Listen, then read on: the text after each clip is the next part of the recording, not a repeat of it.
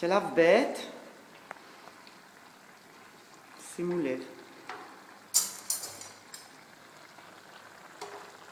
תסביר מה אתה עושה תסביר מה אתה עושה? אני עושה צ'פאטי. צד אחד.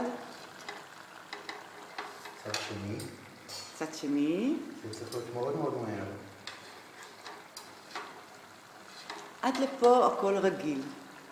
אבל תכף תראו את הקסם. אתם רואות את ההשכלה? השכלה זה דבר חשוב, תגידי להם.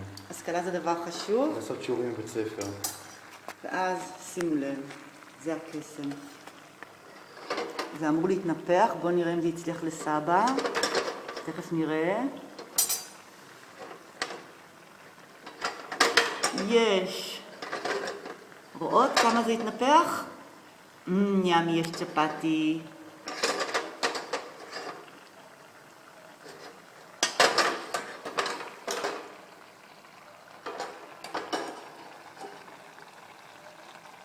זהו שרון, זה נפוח היטב.